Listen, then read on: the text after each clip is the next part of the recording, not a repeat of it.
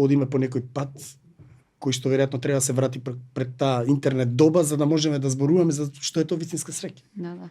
Дали всушност во ерата на социјалните мрежи, кога има еден рапиден пораст на тоа поврзување помеѓу луѓето од едниот крај на земјината топка до од едниот крај до другиот крај на земјината топка, можеме да зборуваме за вистинско, за автентично поврзување, за тоа што ми се чини дека и покрај тоа што ние денес можеме да оствариме толку лесно средби со другите луѓе, сепак постои еден огромен број на луѓе кои што страдаат од оттугеност, од осаменост, од анксиозност, стресови и така натаму. Значи, стресот и анксиозноста се најчеста диагноза денеска.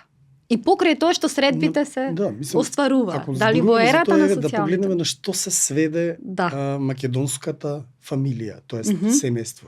Значи ние од една голема фамилија се претворивме у мали семејства кои што остануваат на крај по еден човек кој што останува сам овде и преку телефонот зборува со своите роднини и пријатели на илјадници километри.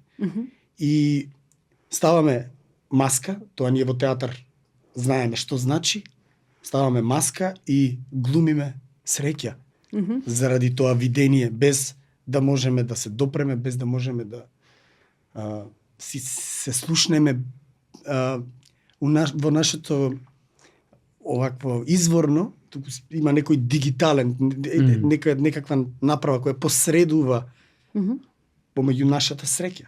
Она е таа така телефон, компјутер, некој медиум кој што има и трет човек кој што го слуша овој разговор кој што пред само 20-30 години беше интимен разговор помеѓу двајца луѓе.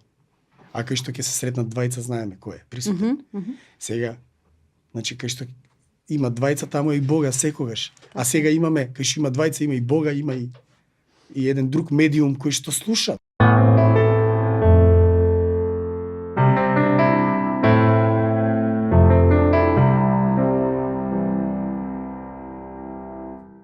Еве гледаме дека слуша. И некој што стои за тој медиум. Како често велиме, нешто не те слушам, има пречки, забораиле да ги поврза чичките, чичковците. Да.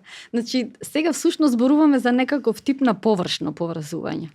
Дали можеби, еве јас се прашувам сега, дали тоа површно поврзување помеѓу луѓето е можеби нешто пострашно од самата изолација?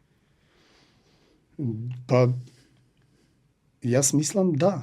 А јас би дополнил, дали може човек кој што живее во својата индивидуалност, доли и во крајни мери, во својата изолираност, дали може да биде вистински среќен?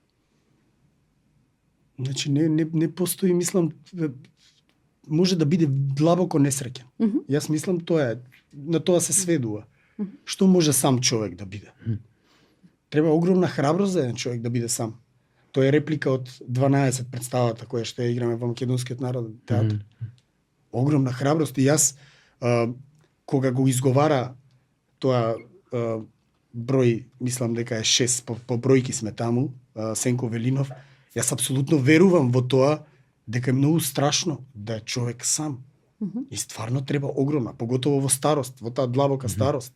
И вие сте сами. Мислам, а вашите деца се таму некаде во белиот свет и ние комуницираме секојдневно.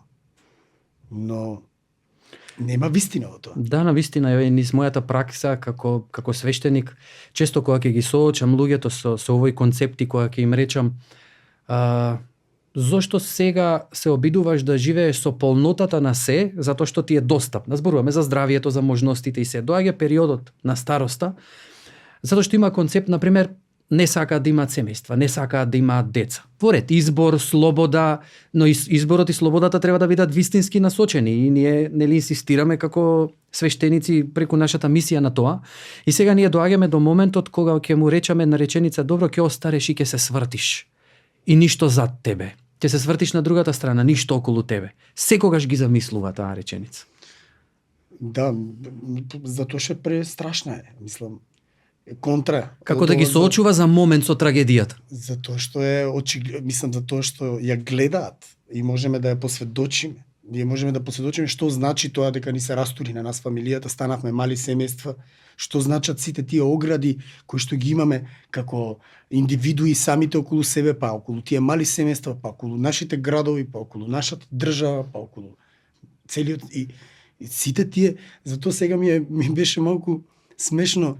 Дали ние имаме избор на вистинска слобода? Мислам, ја не верувам дека сега ние бираме вистинска слобода, како што исто и немаме ни избор за тоа што е вистинска среќа.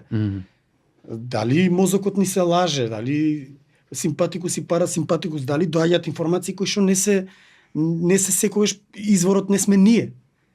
Заради тоа што претрупани сме со реклами од сите страни, не шокираат нас каде да се свртиме веќе. Значи, кога ќе отвориш мобилен телефон, првото нешто што треба да го направиш да почекаш да помине рекламата која што. Значи, програмот и целата, мислам, пропаганда која што е врз човекот, овој модерен, да речам, човек, целата пропаганда е така направена да не постои вистинска слобода. Вистинската слобода ќе ја најдеш таму каде што е она присутна. Во очите, во насмевките, во прегратките на твоите најблиски луѓе. Извини што тука да не испадне ако си реплицираме, но за тој концепт или за таа појава ја секогаш го имам прашањето, но зошто сме го дозволиле тоа?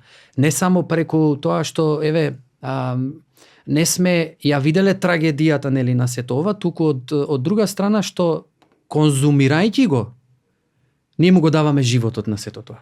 Ако сме го отфрлеле, така, или ако сме се обиделе да направиме дистанца доволна, сметајќи го како една алатка, а не како една независност во нашите животи и така натаму и така натаму. За мене нели концептот на тоа е дека постои некој кој што ги веројатно ги управува работите, но постои некој кој што ги јаде работите. И станува незаситен за нештата и затоа станува и зависен на крајот. Јас мислам дека не е наш избор.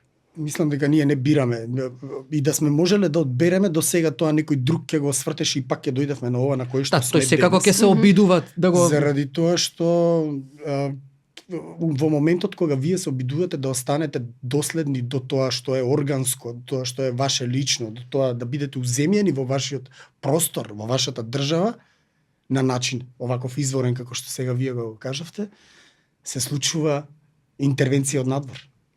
Кој што ви вика, не, вие според овој документ морате тоа, морате вака, морате така. Морате компјутери да влезат секаде во сите институции. Значи, сега ќе се дигитализираме. Така. Еве сега го убрзаме самиот простор, го образуваме до тој степен да ние веќе немаме јасна слика за колективната свест.